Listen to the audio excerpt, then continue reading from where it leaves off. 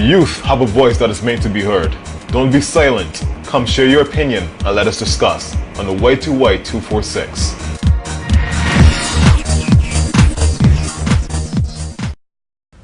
Good afternoon, my viewers. I am your host, Christopher Drayton, and welcome to another episode of Youth to Youth 246. We have two exciting panelists with us today.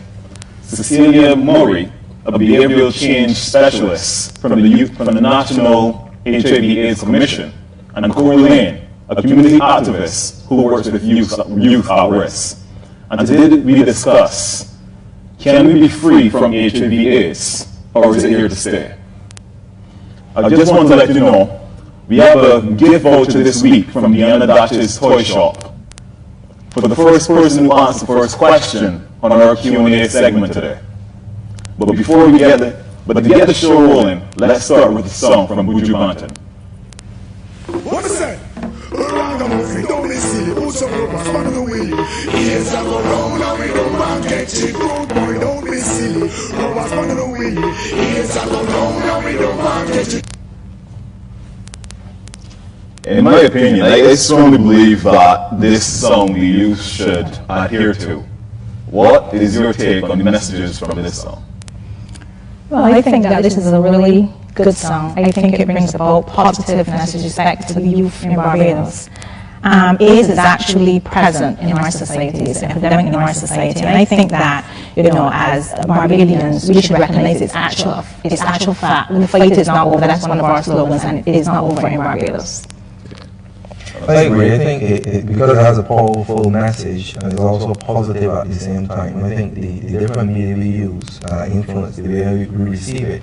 Some people receive information from posters, t-shirts and so on, but some people receive it from music. So I think at the time when it was launched, it was years ago, I think it was a very innovative idea. 1993, so how many years ago? So I think at that time it was very innovative, and I think we continue to be innovative in our messages, we'll be very successful. Yes, I strongly believe that more songs like this should be out to inspire the youth and guide them in the right way. Because my question for you is, are the youth still ignorant to the devastating effects of HIV and AIDS, Cecilia? I think that some of them are still ignorant to the devastation of HIV in Barbados. However, I think that the National HIV/AIDS Commission, we put a lot of groundwork to make sure that these numbers are reduced. But we go into the schools, we go into the churches, we go into the youth groups, we comb the streets of Barbados to make sure that our numbers are reduced and our education is out there, because we want to emphasize behavior change. And it's a process. Behavior change is actually a process. You take persons from one stage of life to the next stage, so it takes time. Yeah, Corey, you work with young people. So how do you go about educating them to be serious and take pride in their behavior and to their health and awareness to HIV? From years ago, I took the approach that with any social ill, it was important not just to attract or attack the fruit of the tree, which would be the AIDS and so on, but to get to the root. And the root is really our love for self. If you love yourself, you don't want to harm yourself, you don't want to contract the disease, you have goals you want to meet and so on. So I've always approached it from a more of an indirect approach in terms of filling the void. Because if you take away, let's say, some casual sex, what do you replace that with? So that has really been the primary method. Now, of course, you still need to know the details and so on. I've been lucky to work with a number of organizations like the Commission, like LIVA, the PSI, Trinidad, and they actually have some games that actually teach you these things. So in terms of getting the knowledge, I think that we've tried to be as innovative and fun-filled as possible, but I think if you go a little deeper by actually giving them something to aspire to, as opposed to just fitting in and running wild with the rest. That's the way to make them love themselves. Correct. Okay. Correct. So, and how successful has that been, in your opinion? Well, in my opinion, for me to say so myself, I think it's been very successful, not only in Barbados but in the Caribbean, because it's really been a Caribbean initiative. When you think of the same PSI, out of Trinidad and LIVA, which is a Caribbean initiative, and locally with the Commission, I think we've done a number of initiatives. I think that our success has actually worked against us. Because if you see about 3 years ago or so, you check back HIV, you realize that we kind of drop off the seriousness of it. And that was because when you look at the numbers, the quantitative data, we had a serious reduction in new cases and a serious reduction of deaths. So I think that people thought we wrestled the monster to the ground. Yes, the monster was down, but it wasn't out. And then we back off, so the monster now can actually get a little chance to rebuild itself.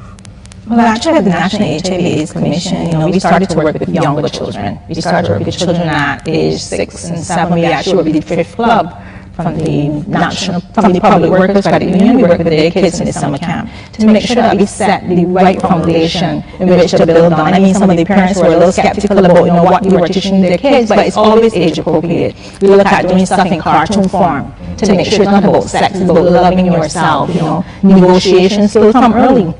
So that when these persons are in the adult stage of life, they would have learned all the necessary tools that they would need to know to learn, so that they can make better informed decisions, when they're a bit older. Almost like the proverb, train a child in the way he should go and he shall not depart from it. Yes, we have to. Okay. So it has been 30 years since the HIV/AIDS pandemic has affected the world, and Barbados has been among the casualties. Can we really be free from HIV and AIDS? I think that we can be free. We work at the National HIV/AIDS Commission to make sure that we are free, because what we do is that it's a holistic approach. We just don't come and give education, just move. We do behavior change, we work with the churches, we work with the schools, we work with the polyclinics. We work with all aspects of our, even policy, we are there to work with our policymakers as well, to make sure that we have a holistic approach to the HIV pandemic in Barbados. Yeah. What will you, Corey? I definitely agree we can be free, and I think it takes all the components. It takes a comprehensive approach, because you need the behavior change to ensure you don't have the new cases. You need compliance once persons realize that they are HIV positive, that they maintain the things that they need to do to keep the viral low. I think one of the key things that will take us to a HIV or AIDS-free generation will be actually the medical compliance, because even with those who have HIV, if they keep their viral load so low, they can't transmit it. I think that's going to be key. So we've got to look at it from medical, we've got to look at it scientific, we've got to look at behaviors. But it has to be a comprehensive approach. One of the things that I would implore policymakers to do, and this is in terms of supporting the HIV/AIDS Commission, because they can't do it alone, is to ensure that we maintain that seriousness of the condition right now. And I'll tell you why. I remember, again, about 5 years or so, there was this talk about information overload, HIV overkill, people saying, you're seeing it too much, you're seeing it everywhere. And what a lot of people didn't recognize, had an issue with. Yeah, a lot of people had an issue with it. What a lot of people didn't recognize is that every single year, children are born. Every single year, you get new first farmers, you get new class 1s, and so on. So you had to continue the information. I just said you've been going to school 10 years, because on the 11th year, you will have new children. Yeah, so you have to keep up. So a lot of people miss that little tiny but very important factor in the campaign. Yeah. And do you believe the campaign and the awareness is reaching everyone it's supposed to reach in Barbados? Well, I think it is reaching everyone in Barbados. For example, at the National HIV/AIDS Commission, we target the preschools. We go into the primary schools, and we have our behavior change element for that target population. We go into the secondary school, the large transition to secondary school program called T2S, where we target the first farmers to make sure that they don't live for fish in a big pond, so we have to make sure we give them the tools and the knowledge that they need to transition well in the secondary school process. So we cover things like bullying, we have substance abuse, all these things relating to HIV. Then we go into the churches. Then we go to youth groups. We work with the Barbados Youth Service. We work with our service agencies. We want to make sure that we have a holistic approach. So we don't want, there's no one is left out with respect to our programs at the National HIV. And we also look at our high-risk populations as well. We make sure that they too have the education and they come on board with us usually. Persons, men having sex with men, and those persons, sex workers with the high-risk population. We make sure that we work with them to see what their needs are and how best we can meet their needs, so that we can create our policies to cater to their specific needs. What about rural environments? People who don't have access to television or radio or even Wi-Fi, which we all crave. That's why we give free service at the National HIV/AIDS Commission. You just need to call us at 535-1701, and we can come into your communities and work with you. We work with the Community Development Department, we work with our youth groups, we work with Youth Affairs. We make sure that we are here to provide the service wherever we are needed in Barbados. Okay. And Corey, can you define a bit the youth at risk that you work with, the type of people you work? Right. The youth at risk really speaks to a broad section. When I first started about 20 years ago, it had to do a lot with violent youth that could not get along with their parents and so on. What I found gradually happening over the years is you have a lot of young people who are depressed. A lot of them who stay in and just want to play games and have a lot of issues with obesity and so on. So I believe that all risk are really at risk. All youth are at risk. For something or somewhere, but the majority that we work with are those who are still have that attitude towards it, demotivated. They get a lot involved in gangs and blocks and so on. And those are still in the majority, but there's a growing population of those who are undermotivated. They're not motivated to get up and do anything. And a lot of depression and a lot of issues relating to emotional and mental conditions. Okay. And do you believe any of this could play in their behavior towards sex itself? Because as these people are depressed and so on, they can be looking for, say, escape. So can they look for love and find lust. So then they get involved in a lot of sex and so replacement. Some of them become very vulnerable because the first person that says I love you, then they're willing to do many things with them. So I think that those issues actually make them a little bit more vulnerable than the average person. That's why they become at risk. Make them targets. Yeah. Okay. So we have to change their behavior to uplift them is to truly show them their self-worth outside of the need for sex. That is why I always emphasize we should focus on the youth, the really young ones in our schools, because if you can build that foundation, such a solid foundation, it's so easy when you're working at the secondary school level, university level, it's easier then, but when you're going to work with, say for example, a person at 22, it's a little bit more difficult. They're still in their ways, and it takes a lot longer. So it's good to build on this solid foundation. So sometimes I know parents are kind of skeptical about having the National HIV/AIDS Commission in to speak about, sex, abstinence. What are your choices? Looking at building self-esteem so you make good decisions, you're able to negotiate well. But we want them to realize that we usually have age-appropriate programs, but we're just catering to the needs of those persons at that time to make sure that in transitioning, they transition well, making it easy for the parents in the long run. Okay. I'm glad you mentioned the age range of 22 because we have a clip here with men on the block and their perception of HIV/AIDS and how you can or cannot get it. Okay. I get it, but this here be about fear or foe. The whole time people just beat it. I fear what won't feed me to me. I'm calling for Carl Manuel, Ray Sam Manuel, the corners call it. They say it's scabby feeding, which is true. They don't really feed nothing, they go call.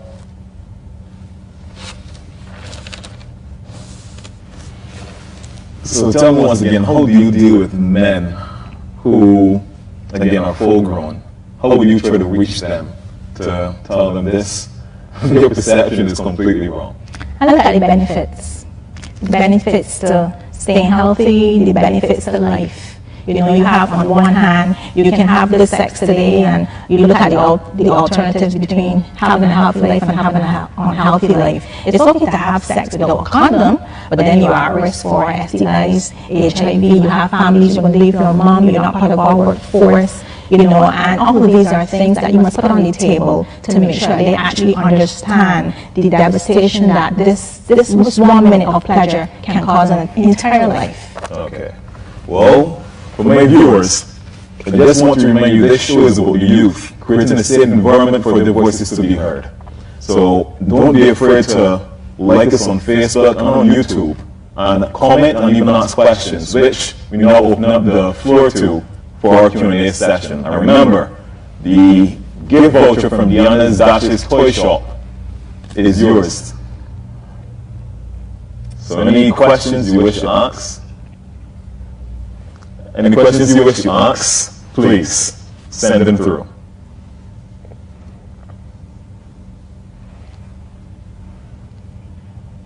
Okay. Okay, panelists. You mentioned the HIV affecting the workforce. How else can it affect the island of Barbados? Well, it affects the individual and it affects the family. We infect the persons who are affected and persons who are affected by it. For example, let's say I had HIV. I'm at risk, yes, but then I have a mom to take care of. I have siblings, I have a granny, I have all these different persons probably depending on me. So it does not only affect the individual, it affects the entire family, it affects the community as well. It affects the workforce. So these are things that we want persons to know. Sometimes we are selfish with our decisions, but we must realize that they would affect sometimes the entire population. Okay. For you, Corey. Me, personally, I met someone who engaged in sexual relations with a new partner. And they were afraid to get tested, but they were still in this. So how would you motivate them and encourage them to go and get tested that they're putting this person at risk? How would you go about doing that? That's a very good question. For years, I worked with Live in the Get Tested campaign that they would have had. Actually, it celebrated 10 years this last year, I think, and it's kind of on pause now. But for years, that was a question I asked myself, and it's different for different people. But I think the main thing in it is to help people to understand. People say, we don't know, what you don't know don't kill you. HIV is very different. It's what you don't know that will kill you. So we actually had a champion, we have a champion in Ainsley Reid out of Jamaica. This year is 26 years he's been living with HIV. And we use stories like his really to show people that once you know there's certain things that you can do to maintain a healthy life, not only protect yourself, but protect your loved ones or those around you. And I think that's the main thing in terms of having the knowledge and taking control. Now, it may seem cliche, but if you're talking to someone one-on-one, they will tell you, I don't want to know if I know I will go and kill myself, I will do this, I will do that. But I find that over the years, the most powerful thing for them is to understand in knowing I could take control, in knowing that I am positive, there's certain things they could do to live a long, healthy life. And if I'm negative, they celebrate and know how to remain negative. But let's see down all this foolishness. So they get very excited with a negative result. Maybe that fear factor and their saving grace of finding out they're negative wakens them up. Yes, for a period of time, because that wears off over a period as well. Okay. What I want to add as well is that the theme for this World's Day, which was Saturday, the 1st of December, is Know Your Status.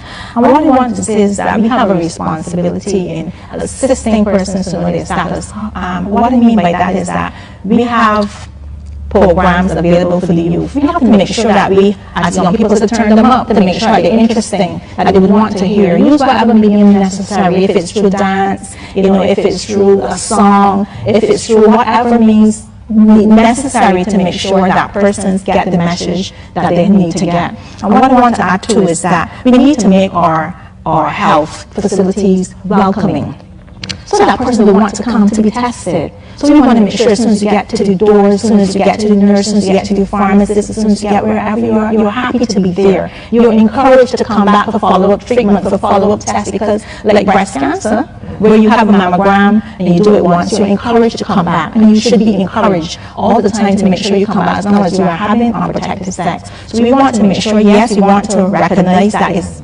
correct practice to be tested, but we also want to recognize that the practitioners have a responsibility as well to make sure that the environment is welcoming and encouraging, so that young people will actually want to go to the polyclinic and go to the doctor and go to all these health facilities out there. Sounds good. Then we have a question.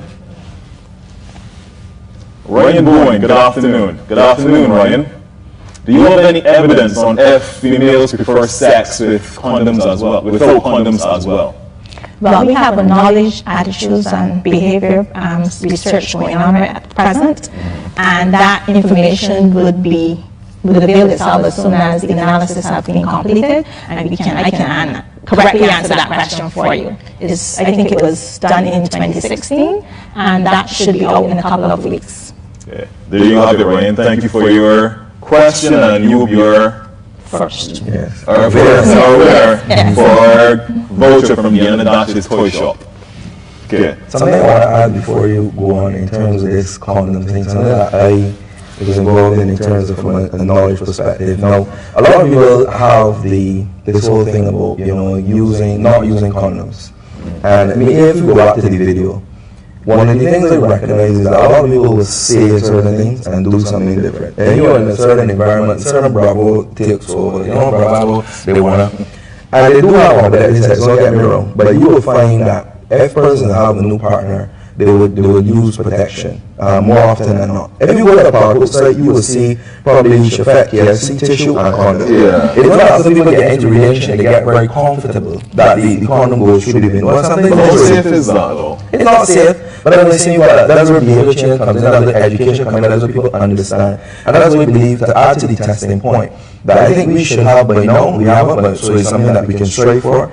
Get HIV testing and another testing as part of annual medical exam so it becomes routine as opposed to something you have to cycle yourself for every time to get these results. Okay. It becomes a normal and natural part. So how long should a person wait for? Say two people wait for before they engage in sex. How long should they?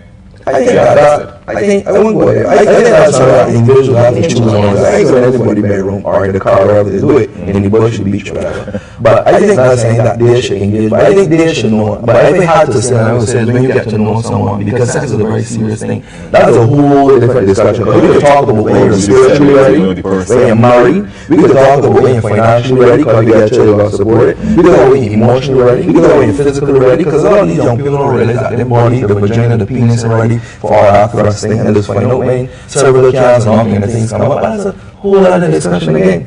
To the person, what I wanted for him to know is that there are ways to increase pleasure with using condoms. So, I mean, I don't want to advertise, but Durex is the only one that comes to mind in terms of the lubricants and the different toys and all the different things they come up with.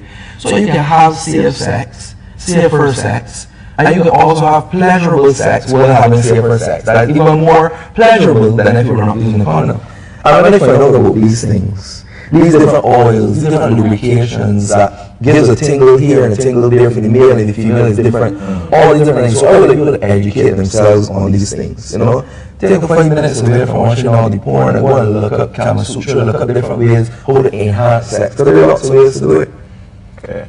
And for you to say, how simple is it for a person to come and get a condom from the HIV? Actually, we're located in Warrens. They call the building the Grant Building. It's Warrens number 2. We're opposite the Employment Bureau, and you just walk in.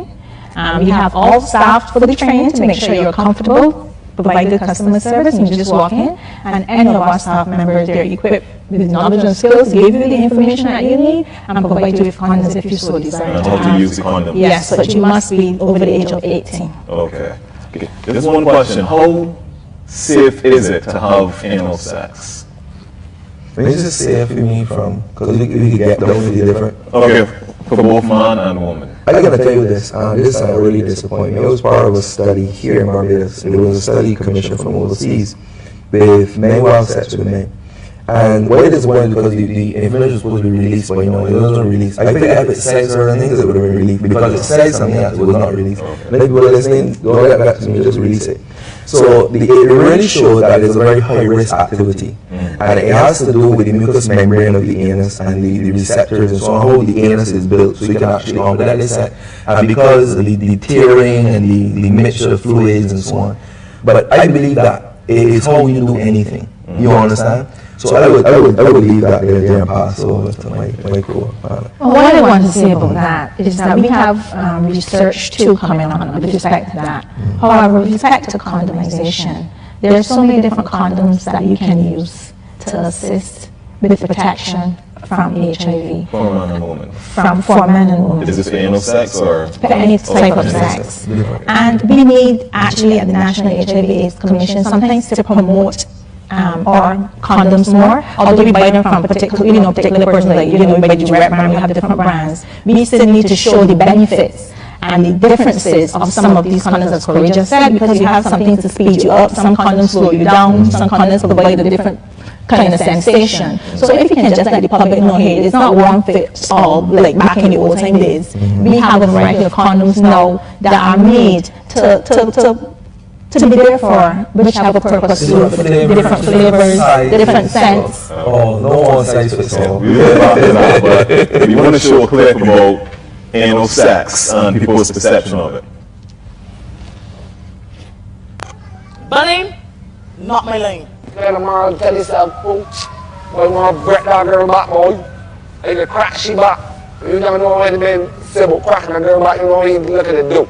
He look at the have anal sex setting, I got some friends of mine downtown. Like, that's all them men is talking about. Them men even interested in cat. They're taking it, you know, any other thing they can find. They can have sex with me, they can have sex with Tom, Dick, Harry, everybody. These things will have to be making these men feel good and making these women feel better.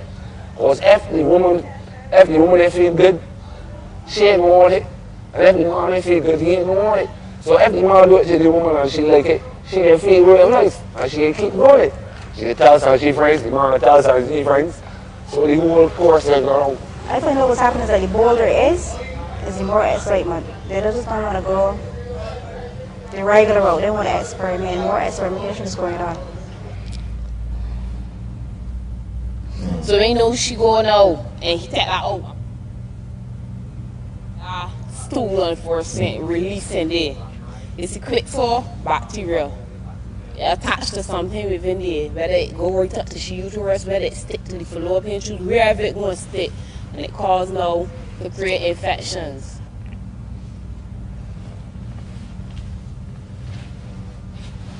Yes, Miss Cecilia. Regarding to the video and everything we've discussed, what is the progress we have made in terms of getting rid of HIV/AIDS in Barbados? Well, we've conducted a lot of research in the National HIV/AIDS Commission. We're spending thousands of dollars on making sure that we have the research so that when we come to the public, we have accurate results to give to the public. However, we have a lot of programs designed to meet to cater to different populations. We have our high-risk groups, we have our youth, we have men, we have women, and we make sure that we educate the public. But we usually conduct our programs with anybody in society.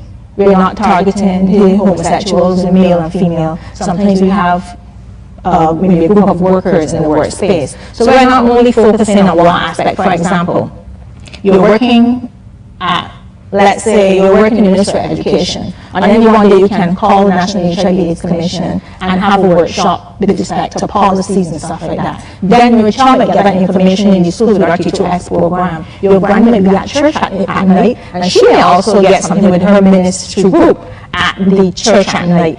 So this is how we are targeting the population to make sure that every member of your household is informed in some level, at some level, in some area of their life with this information so that they can make the right choice, because sometimes we recognize that persons are promiscuous, young people are promiscuous, but we make sure we try to provide the tools so that they can make the right decisions if they need to. Okay.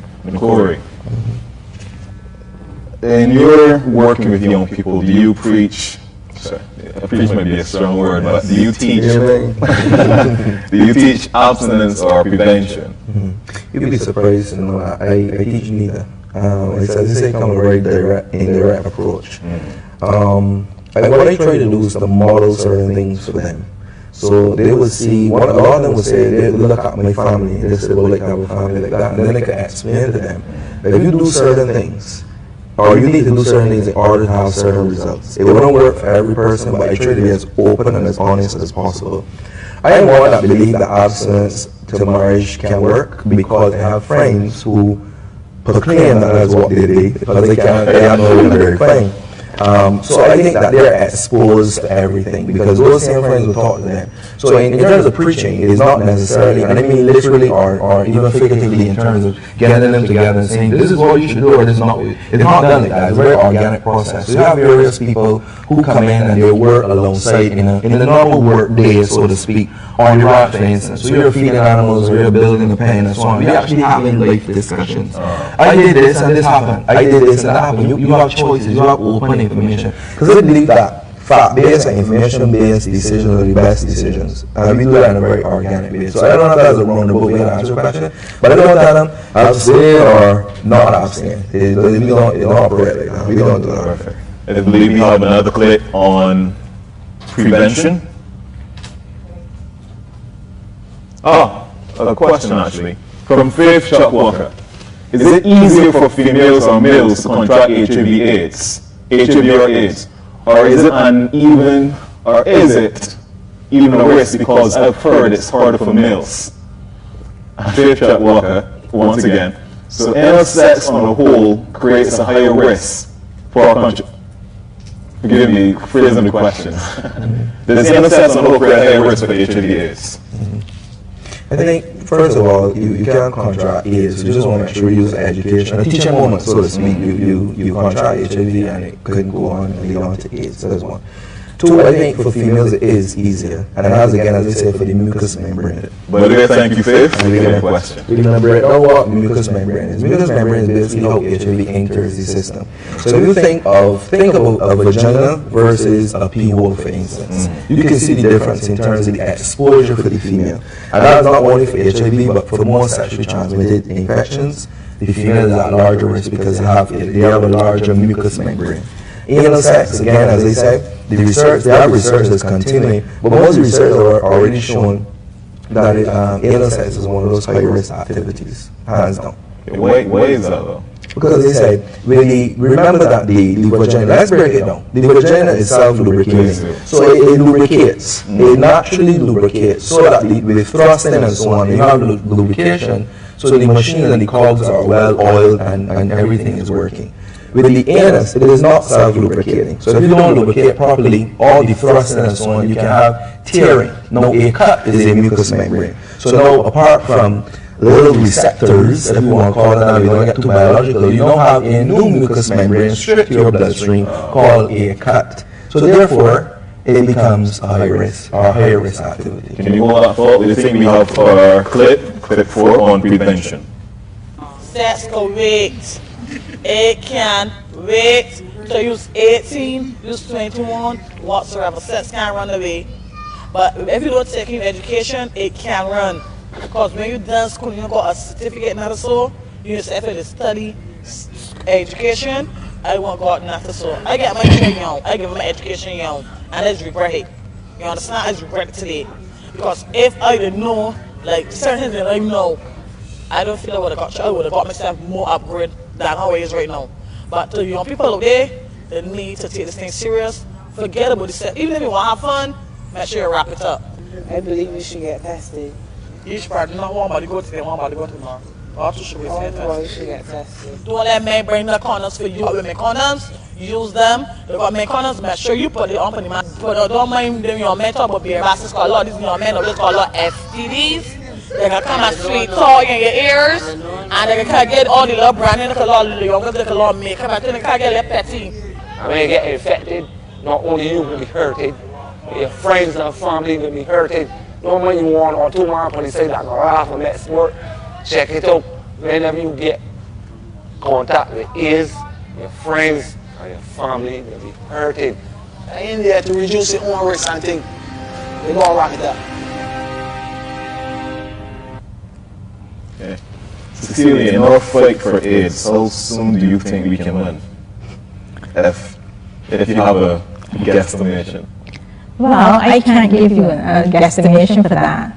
What I can say is that we're working really hard to reduce the new infections, and we're working at making sure that our numbers with respect to the new infections and reinfections are reduced. So that's what we're doing in National HIV/AIDS Commission. What I want to add to the clip is that persons have certain financial challenges, and they use sex as a means of bartering. So a lot of young people may want stuff in today's world, they may see it as a means of getting that. What I also want to say is that Corey talked about just now about meeting the students where they're at. Sometimes you go and you hang and you see, you listen to them when they're talking, you're casual, because I worked at youth service before, and I remember I'm part of the community service program, I was a facilitator, and sometimes we would go to the bush paint a house, and that's where I got most of the information about the sexual practices and the sexual behaviors. It wasn't in the classroom, so sometimes we need to relax and restructure our programs so that we can cater to the needs of our youth. Okay. Amen. Amen. Hallelujah. Good. It's about 100%. I just back in what you said. I really had to comment on the prevention. There's certain things that a lot of my thought process when I actually was on the commission is very different. Like I believe that, like people say, I'm staying on wrap it up in terms of condoms, and I believe that sometimes condoms can be actually very dangerous, right? And why I say this is because condoms actually introduce a level of comfort to actually have sex in the first place. And then, as I say, you're an one-way man, you're an one-way woman, so you don't need condoms anymore because we trust each other. I don't think it's just easy to say to wait either, because when the night is cold and you're feeling bold, Or if you get in a situation where you're out in movies and start kissing knowing that, I think certain things happen, you know, you're a human being. So I think it's better to teach people how to keep out of the situation, and as I say, have something to replace it with. So the best program in terms of weight training, as opposed to also not having sex, you're just waiting. How do you delay? There have been proven methods in terms of having active young people. And I've worked with a number of groups of self-proclaimed young virgins. And the common thread among them was that they were always active, something else, because, you know, the devil find work for other hands and other parts of your body. Okay. So, I think we've come to the end, and I just want to know if you guys have any final comments before we go. My final comment would be that we need our parents to be involved as well. We didn't speak about parental participation, but we need our parents to model good behaviors that our young ones can follow. So we really need the parents to be on board so that, you know, we all can work together as one to make sure that we live for our youth. Okay. I want to finish quickly with a note of personal responsibility, because some people always look to point to the media, the radio stations, the commission, this body and that body, but it is really your personal responsibility to look after your health. Don't blame anybody for bringing anything to you, because at the end of the day, you have the choice. It is your penis, your vagina, your life, your choice. Full stop. Thank you very much, panelists, Corey and Cecilia. I thank you, my viewers, and to my production crew, and to my makeup artist. We thank you very much for tuning in. Please do enjoy your evening.